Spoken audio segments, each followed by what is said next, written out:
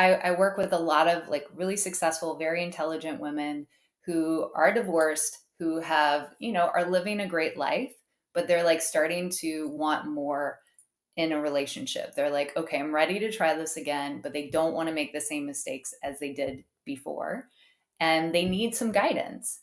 And so I just really break it down very quick and easy for them. And, talking about the vibrational medicine, it's like once you start to vibrate with those emotions, like when you're vibing that way, you're going to call in the person. You are radiant, you are magnetic, right? And so it's like, once they do the inner work inside, they let go of the patterns that they keep repeating with these people that they keep calling in, then they're set and they're ready.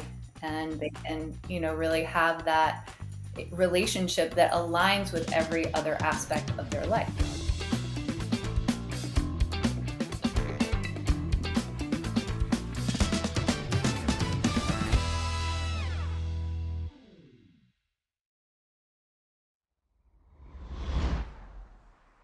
What's up, everybody? Welcome back to It's a Matter of Speaking podcast, a podcast for leading voices in the industries of health, wealth, and relationships.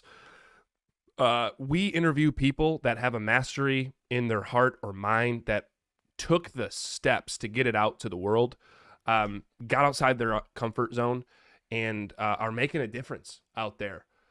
Today, we spoke in the realm of relationships. We spoke with Dr. Leah Taylor, who is a part of our Business Accelerator program.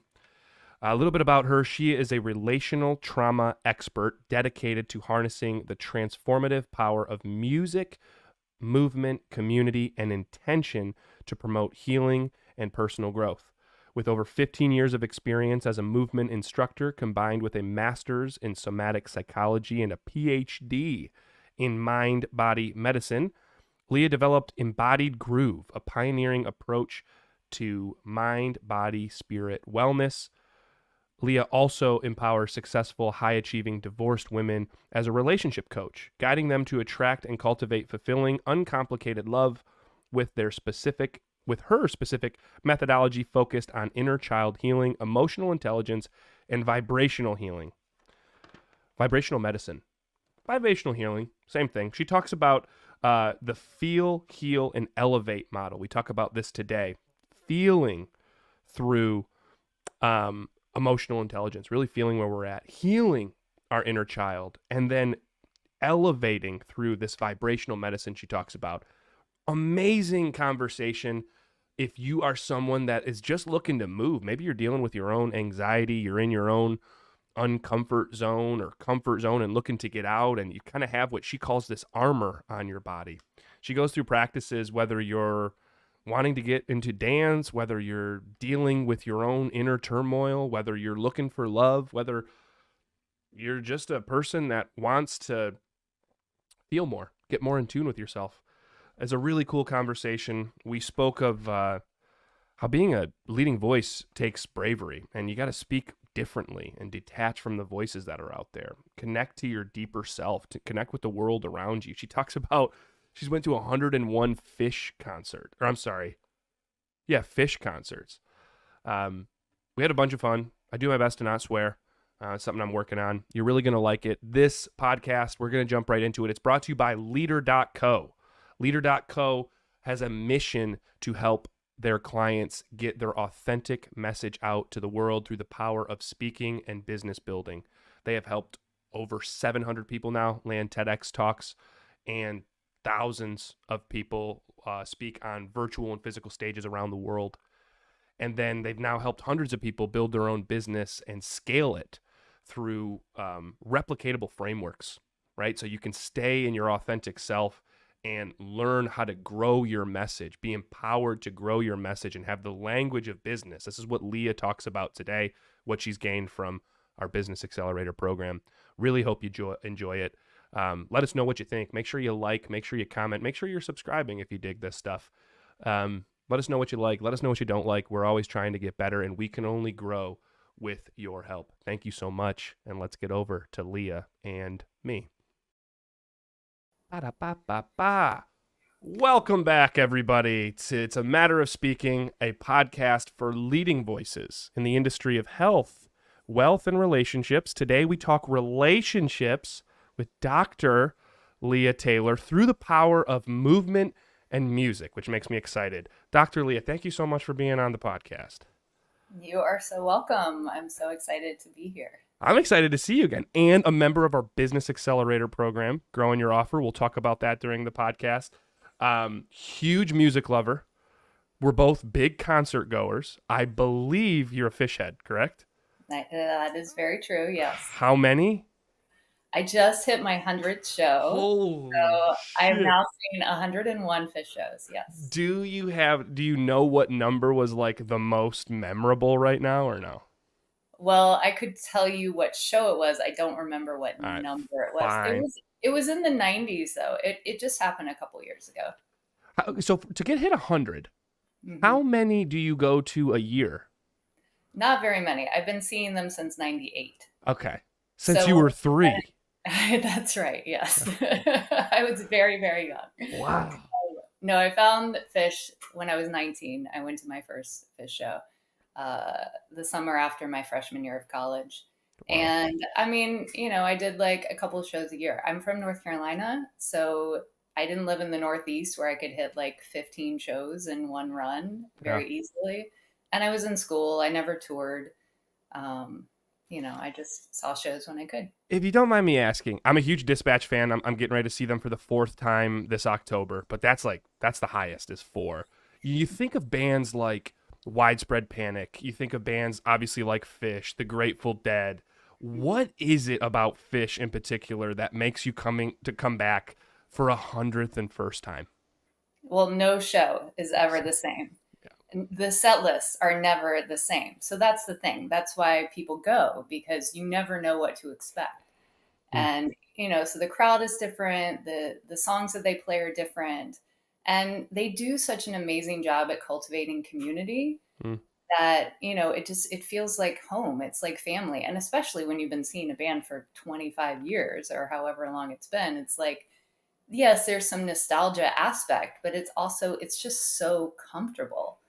mm. Um, and I think safety is a really important factor when you want to have a transformative experience. So I want so even many. though you don't know what to expect, you know what to expect, you Yeah. know? And you talk about, I typically start with a different question. I apologize we're getting into this, but you talk about cultivating community. You talk about this level of comfort at a show. Hmm. I don't know about you, but there's some concerts I go to that not everyone feels that way. Like, not everyone's feeling What do you think gets in the way of people going to a concert and not feeling comfortable, not getting into that flow where you can tap into that sense of community? Like, what do you feel blocks these people? Well, I think there's two things. I think it's partly like I think the intention of the music, Hmm. like the intention of the band, the energy that the band is bringing has a lot to do with it. Mm-hmm.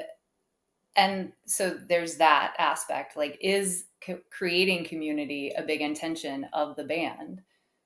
Is creating safety also is setting aside ego part of it, like is showing up as this like raw human being on stage that can be relatable part of it, or you know are there a bunch of egos on stage and then everybody is showing up in their defense mechanisms, and Hmm. it's that's the energy that's happening. And then of course inside of people it's difficult to let go. I think that's why there is so much substance use at concerts, because people feel like they need that to be comfortable around a group of people. Yeah. Whether it's a ritual for them or that's what they say to themselves, or whether it's just like a, hey, this has to happen or I'm not going to have a good time. Whether that's drugs, psychedelics, reefer, booze. It's like you see a lot. I've been to some concerts where it's like, it's a feeling that I get as like that wallflower in certain parts of a concert. It's like, if you don't know the words, what are you doing here? And it's like, there's a lot of concerts I go to. I'm like, I don't need the words. I just want to dance by myself. Mhm. Hmm. All right. We're going to have a really fun podcast here today. So, obviously, you have a background in, I want to make sure I have it so I don't misspeak, Masters in Somatic Psychology, which is Yes. awesome. And you use this as a relational trauma expert to be a relational trauma expert to help people with their relationships, but really using music in your somatic healing. I feel that makes you a leading voice in your industry. Like carrying that as a badge of honor. For you, what does it mean to be a leading voice in your arena?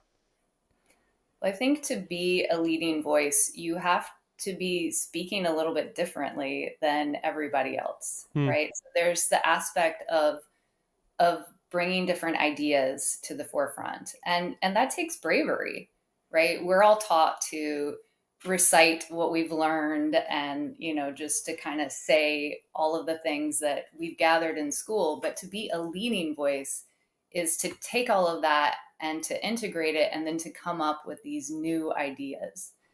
Hmm. And I also feel like it's not just about the voice, but it's also about the embodiment of it. Like, Hmm. is somebody actually embodied in what they're talking about? Because without that, it's just words. It doesn't actually mean anything. And people can feel that. Yeah. It's like you have those people where, or those influencers where you kind of call bullshit right away. You're like, this doesn't, you clearly just know what, you know, the talk track to say. Right. So it's speaking differently. It's having the bravery to do such and to be different and to fully embody being different in what you have to say. Yes. Someone listening that's getting ready to step into their own mastery. Like I think bravery, courage is going to be at the forefront. As Mhm. someone that's such a master of like the body and where energy sits in the body, is there a specific place that you pull your bravery from, or is there a specific practice someone can do to pull that bravery out that you've learned in your years? Well, it's about detaching from all of the other voices in your head that are telling you different, Mm-hmm. right? Because, we're designed for safety. And so there are going to be all kinds of voices that are going to come up that say, don't do this. This is scary. This is not for you. So it's recognizing that and setting that aside. And then what I love to do is also to connect with a sense of imagery, where, how can I imagine myself as my most authentic, brave, courageous self, and to really tap into that feeling, that imagery of me, wherever. Usually it's leading embodied groove. Like, that's where I feel most in alignment. And then to align myself with that. Yeah. It's so funny that you say that because lately my question that I've been asking people as a writer, as a fiction writer, is like, what is the allegory? What is the allegorical lens you look at your life through? Or what is that analogy? Like when you're talking imagery, it's like, how do I actually view myself when I show up each day? Because that's what's going to give me the confidence. Being a business consultant for me, while I've helped a bunch of people, is boring. But if I wake up and I'm like, I am the jester sensei for people that I meet every day because I love feudal Japan. I love the concept of a jester. Like that imagery is like I'm stepping into this person. I love that. And Mhm. kind of goes into my next question for you specifically with Embodied Groove. At the heart of what you do is music, right? Love music. I'd like to say everyone loves music. I have music on at all times in my house. I was Mhm. shocked recently to find that people don't. Like they'll go on car rides I and it's actually I don't have music on every time at my house. I don't what? not listen to music in the car. But at my house, I actually a lot of times prefer silence. Really? But I have people that's just like, yeah, I don't really have a favorite band because I don't listen to music, and that blows my mind.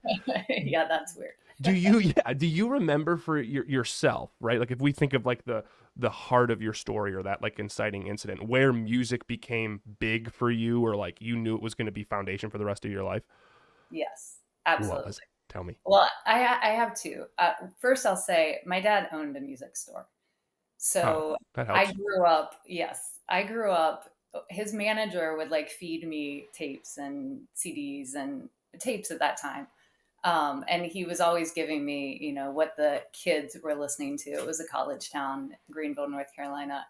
And so I just like escaped into music, and music was my comfort. It was my sanity. Like, it helped me in so many ways.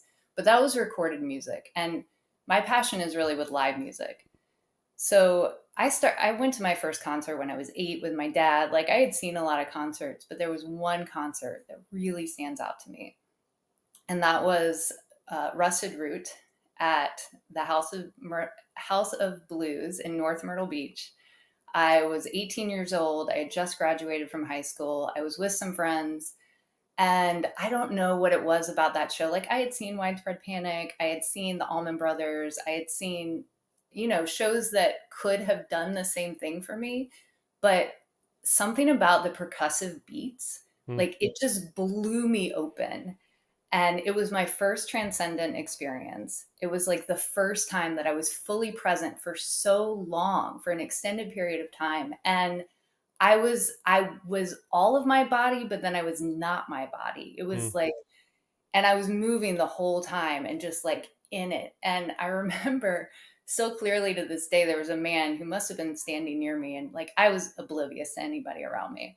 And but at the end of the show, he just looked at me and he was like, "Well, you had a good time." And I was like, "Yes, yes, I did." mm-hmm. And that was the moment that like everything changed for me with music. And that experience is really what led me to my master's in somatic psychology, my PhD in mind body medicine. I was like, I wanted to figure out what it was about that alignment and like just that wholeness that I felt, that transcendent experience, like what happened there and how could I experience it again, and how can I also help other people to have that level of experience too. It's really cool. I was smiling the whole time because I remember after a dispatch show one time, I had this lady like wave me down from like further back, and she goes, "Hey, can I just hug you? You seem to just be in the moment." And so I feel exactly what you're talking about. Where at the end, you're like, "What the hell just happened?" Right now, from that sends you on your journey. You go into somatic psychology. Now, looking back into that experience you had, do you have words to say what it was that happened in your body or that you help other people tap into? Yeah, I mean, I do feel like it was an alignment of body, mind, and spirit. I like to call it a soul cleanse. Like Hmm. I literally felt like my cells were like rearranged and put back together in a different way.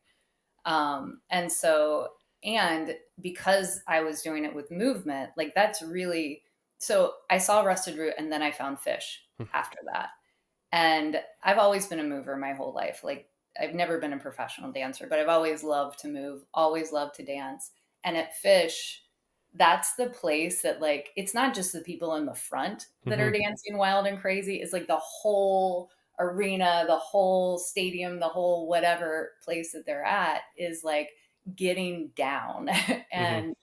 And so I was really inspired by that aspect of like, how can I help people? Because we have so many in like holding, armoring that we collect over time. And, we're shy, we're scared. We forget how to move.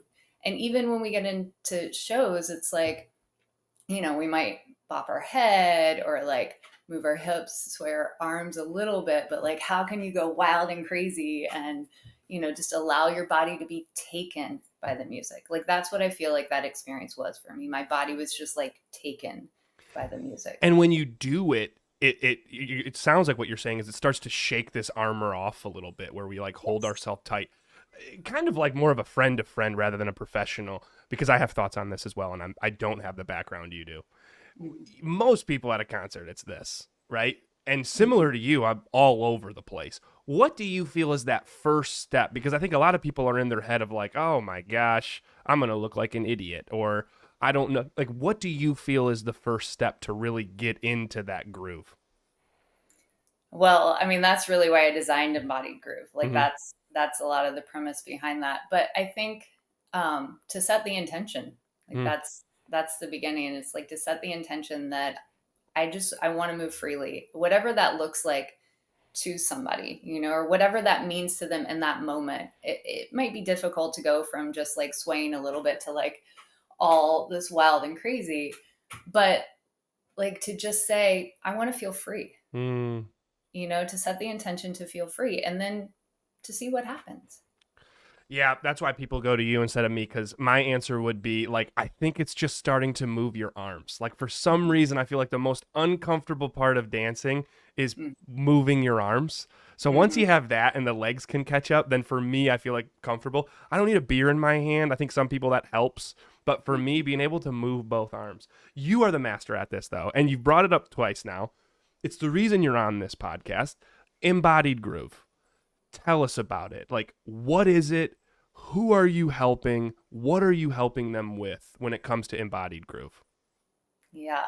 So I really see Embodied Groove as helping people to connect more deeply, to have a deeper relationship with themselves, but also with the environment around them. That includes the music, that includes the other movers, that includes, maybe even tapping into some source energy or something that is larger than themselves.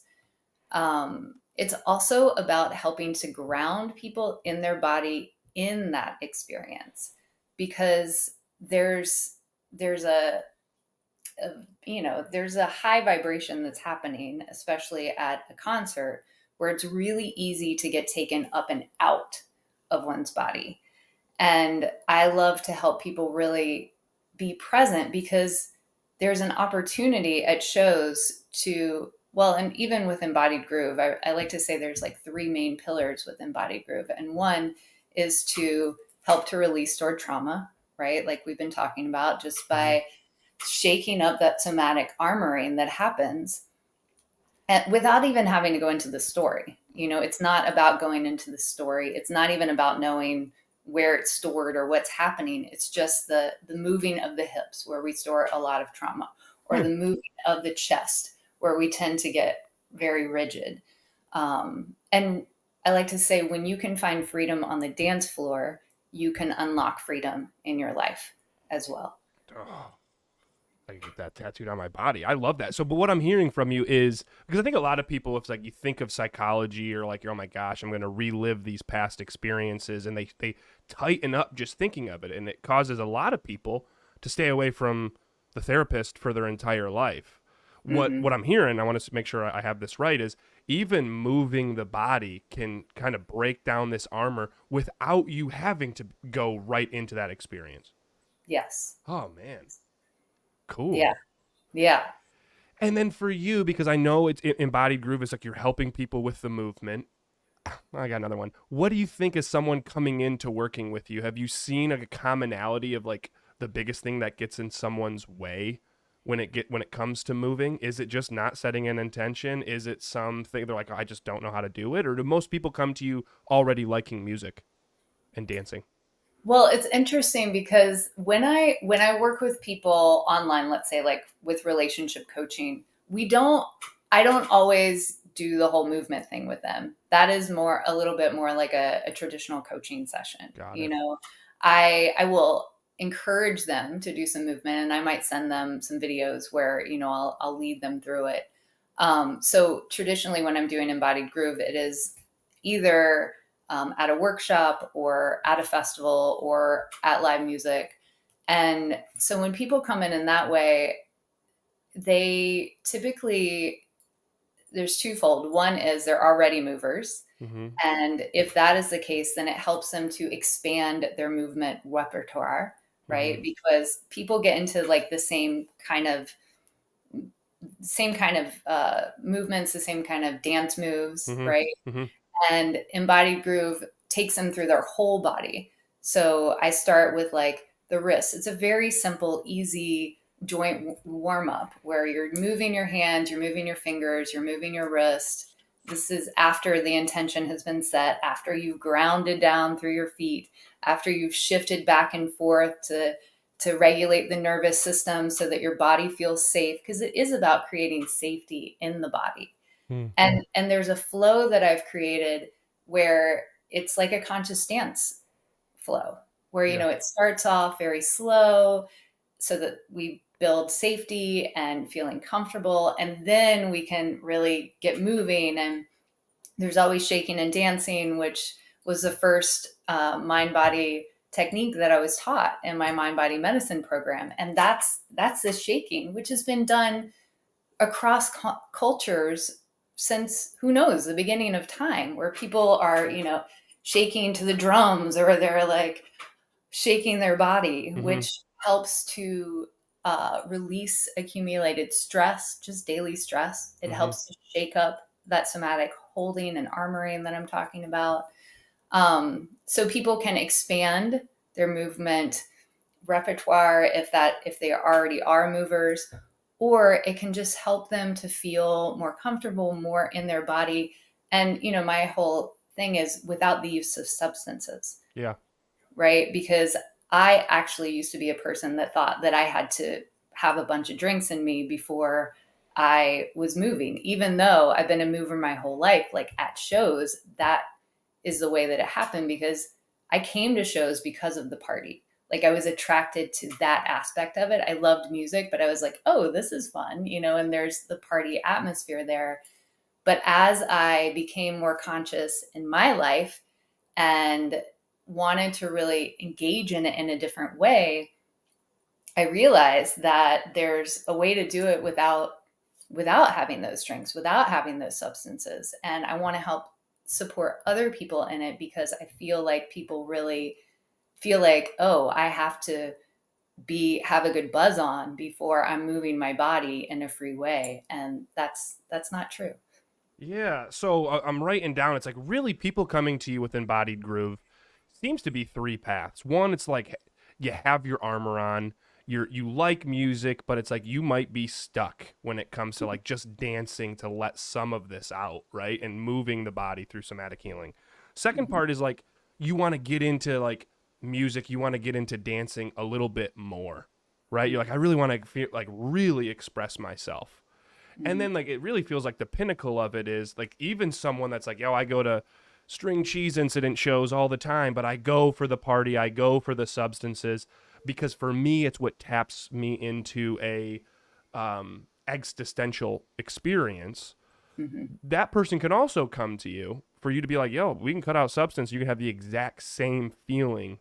And that way it's deeper because you've created it yourself rather than needing this outside stimulus to come in or stimulant to come in. Yes, Awesome. absolutely.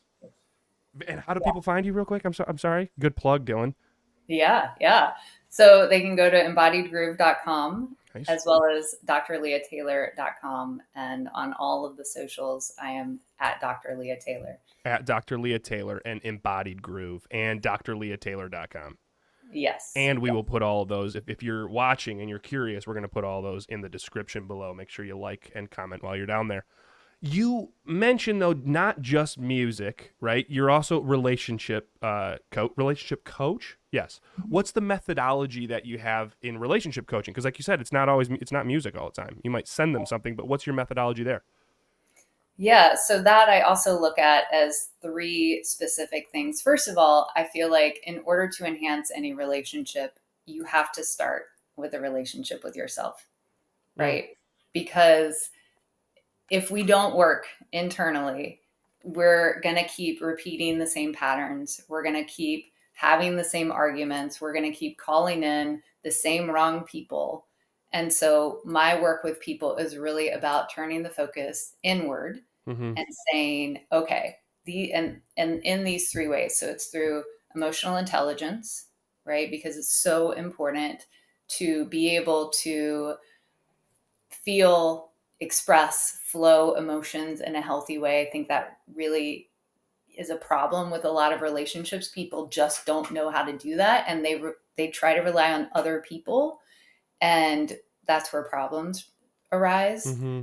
So emotional intelligence. Then there is vibrational medicine that I like to call, which really is about what you're sending out. And this goes beyond the typical relational tools of like setting strong boundaries and effective communication. It's like when you can actually work on the energy that you are sending out, right? If you energetically are saying, I am strong and stable within myself, like you don't actually verbally have to set that boundary as many times because Hmm. people can feel that. Yeah. Like, I'm not putting up with this shit, and people are like, okay, I got that.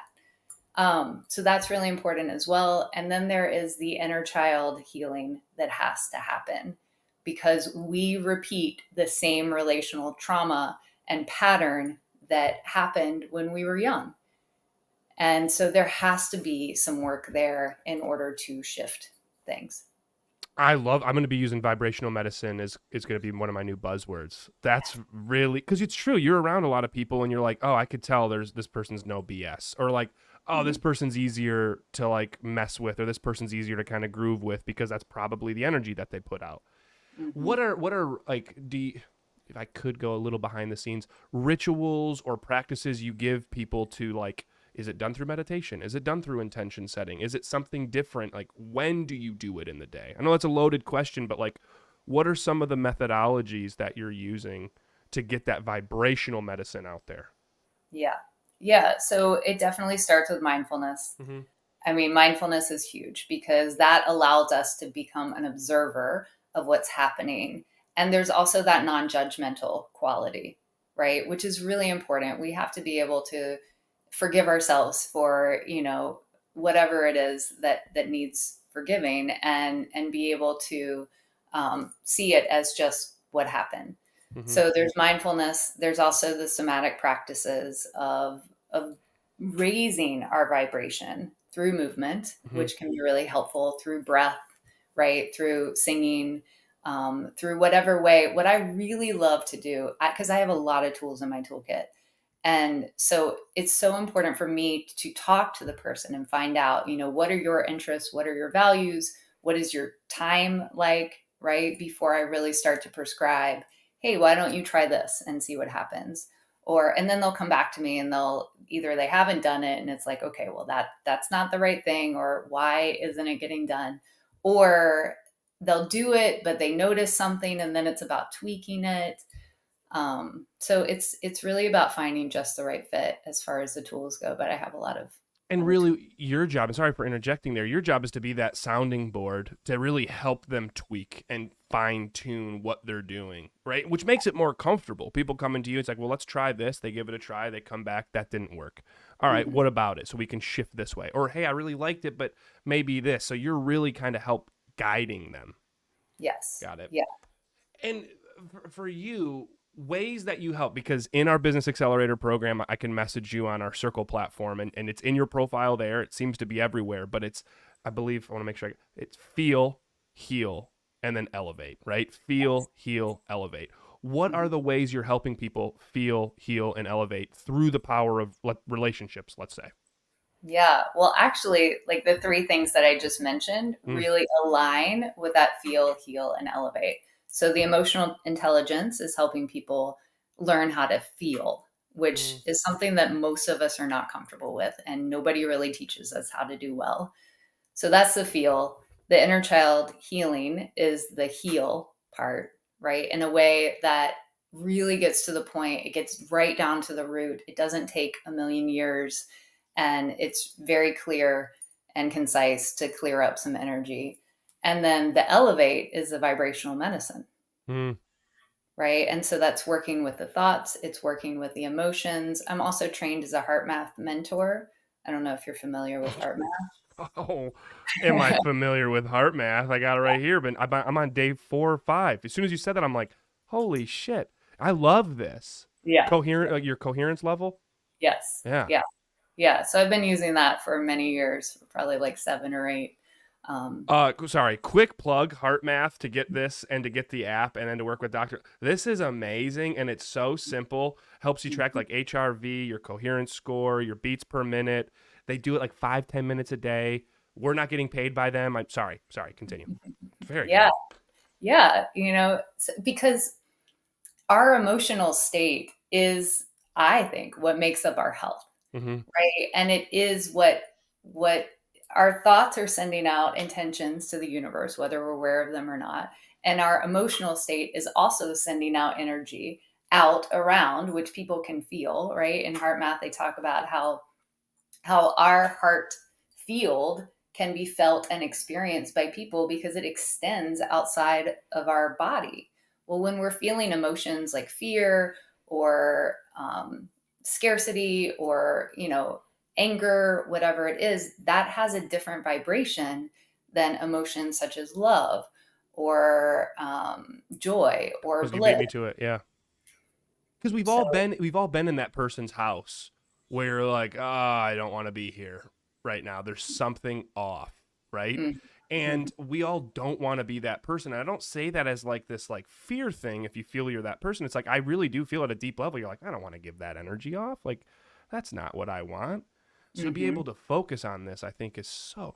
I'm like smiling back here. My mom is going to be so excited about this podcast because she's the one that got me this, and she's like, "You need to use it," and I was like, "All right, fine," and I love it. Yeah. So we know who comes to you when it comes to music, right? And it's Mhm. really all across the board. What about is it who tends to come to you when it comes to like relationships and relationship coaching? Yeah. So I get a lot of successful middle-aged women that are divorced and, a lot of people in their heads. I actually am a very head-focused cognitive person. I think that's why I've spent so much of my life really focusing on the embodiment piece because Mm, that was something that didn't come naturally to me. It's not how I was born, but I knew was really important. So I work with a lot of like really successful, very intelligent women who are divorced, who have, are living a great life, but they're like starting to want more in a relationship. They're like, okay, I'm ready to try this again, but they don't want to make the same mistakes as they did before. And they need some guidance. And so I just really break it down very quick and easy for them. And, talking about the vibrational medicine, it's like once you start to vibrate with those emotions, and of course, not all the time, because it's as a human being, we need to experience all emotions. That's what mm-hmm, the emotional intelligence part is. But when you can shift your emotional baseline, and that's what heart math helps to do, shift your emotional baseline into a feeling of, love and joy. Like when you're vibing that way, you're going to call in the person. You are radiant, you are magnetic, right? And so it's like once they do the inner work inside, they let go of the patterns that they keep repeating with these people that they keep calling in, then they're set and they're ready mm. and they can, really have that relationship that aligns with every other aspect of their life. It's funny because you say it like that, and I'm smiling because I can see the joy you have just talking about this stuff, right?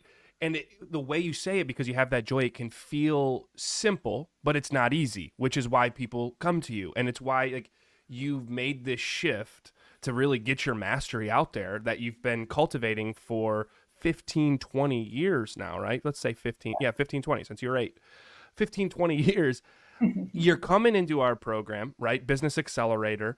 You made this shift. You're like, no, I want to be able to get my mastery out there and be compensated for my inner genius, right?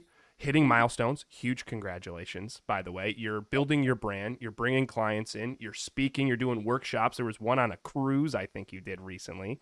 Yes. What has been the biggest takeaway or the biggest lesson you've learned since coming into our programs to help you build your brand and build your business? Yeah. Well, there's a great strategy within Business Accelerator, which I think is really important. I don't have the business skill set. Like Mm-hmm. there are a lot of things that I can do well. Business was nothing that I went to school for or really came naturally to me. So that's really helpful. Kind of like I break down relationships for people. It's like you guys break down business for people. Yeah. But beyond that, I think it's like really being encouraged to speak your truth and like to really go after what it is that you are passionate about, Mm. and that was really huge because I was a really good student and, I learned a lot in school that I could resuscitate and like, help people with. But it's like, the juice is in finding my magic in how I am here because my mission really is to help as many people feel and experience love as possible. And so I get to do that through Embodied Groove and I get to do that through relationship counseling or coaching, Mm. and it just like it fills my heart so much because that's that's like the greatest thing that there is, to feel loved and appreciated by other people. Yeah, and to have the confidence to continue to put it out there because you're a master at your craft. One of the two things that I heard there is one, having the framework so you know the language of business, right? Because Yeah. that's not the forte. You've spent your years developing a different forte. And then to Yes. be encouraged because as much as we know about, I mean, I've been now working in the fiction realm for 8, 9 years and getting books out there for the last 6. I mean, I was on the couch last night just being like, yeah, I just kind of feel like I suck at this. And then to have my wife speak life into it. So then to be encouraged of like, yo, lady, you got this shit down. Hmm. Which is true. It's so cool to see what you're building. I That being said, it still takes courage. It still takes like getting outside your comfort zone. So, last questions here. I always call it we're going into the uncomfort realm. Um, for you, when it comes to helping everyone experience, as many people as possible, experience true love, to have that existential moment without substances, to fully let go and like heal through their body, why did you decide to get outside your own comfort zone? Because you've talked about it a couple of times here, how easy it is to be stuck there and where the comfort can be. Why did you decide to get outside your comfort zone to pursue this passion and mastery? Well, I've always known from a very young age that I had to be in some area of service. Like that was really clear to me. I'm here to be of service. And I also feel like, you talk about being uncomfortable. I feel like it would be even more uncomfortable if I did not allow myself to be doing these things. It's like there's just this level of like knowing that you're supposed to be doing something, but you're not. It's like that friction that I feel inside. Like if I have this thing, like this festival and program that I'm announcing today, it's like this is actually something that's been inside of me for 7 years. Mm-hmm. And there's ebbs and flows where it's like more on the forefront, but it's like to have something, and I feel like Embodied Groove is an energy in its own that just wanted to be birthed into this world. And I think it was Elizabeth Gilbert that talks about like ideas and how they're like floating around outside, and Mm-hmm. then it's just the person that actually like grabs that idea and brings it out. I feel like maybe Embodied Groove could have come to other people, but I was the one that answered the call and said, okay, I'll do this. I feel like if I didn't do that, I wouldn't be living, Yeah.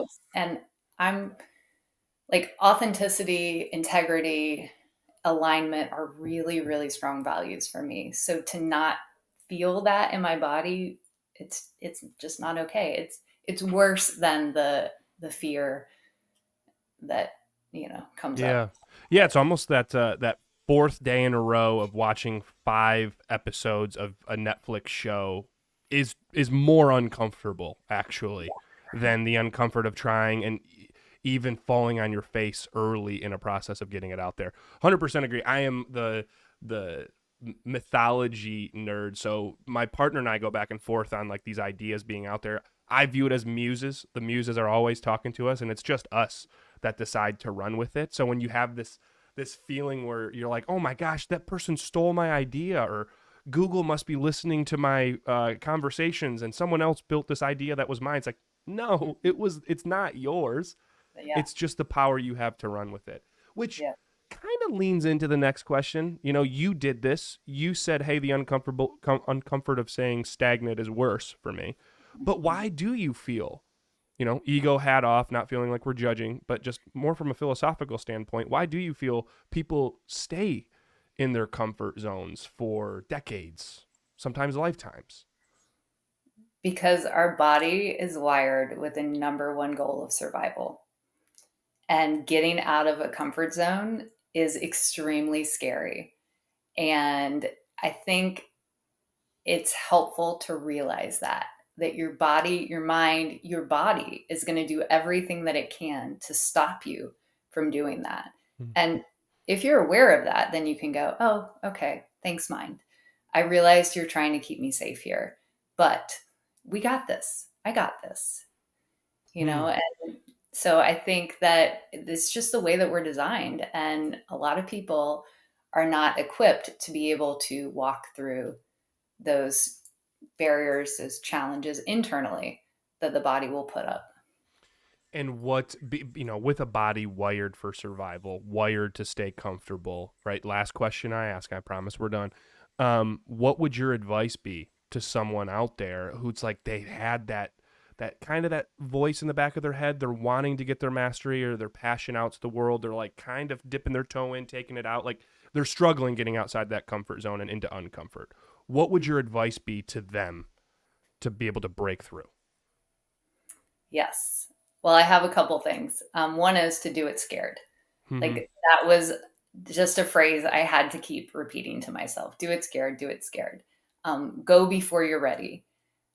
But I think beyond that is to actually get support, to like reach out, because I don't think I wouldn't be here right now talking to you if I didn't have the coaches that I had that were, helping me to do the things that I'm doing, which, especially with Embodied Groove, like there's nobody out there that's doing the same thing that I am with the classes. And then I just led a ladies retreat to fish, actually, which is where I saw my 100th show. And then with this festival in program that I'm doing with Joshua Tree Music Festival, like I'm creating waves in the live music world that other people are not doing. And not only do I not have a roadmap, but like it's scary to birth things out into the world that are so personal and so different from anything that anybody's ever seen. I don't think I'd be able to do it without the support of coaches and other people. Do it scared. Mhm. Lean on someone to get the support you need, right? Mhm. And if you're watching out there and you're like, wow, this lady's kind of cool, lean on Dr. Leah Taylor, drleahtaylor.com, all social platforms, Dr. Leah Taylor, and embodiedgroove.com to learn more about you. You do work virtually, like you say. People can, like, if they're in Michigan here, they could reach out to you. If they're in Ohio, if they're, let's pick a different state. If they're in South Carolina, they could reach out to you. Yes. Georgia, Colorado. All right, I'm done. Anywhere. Uh, Anywhere.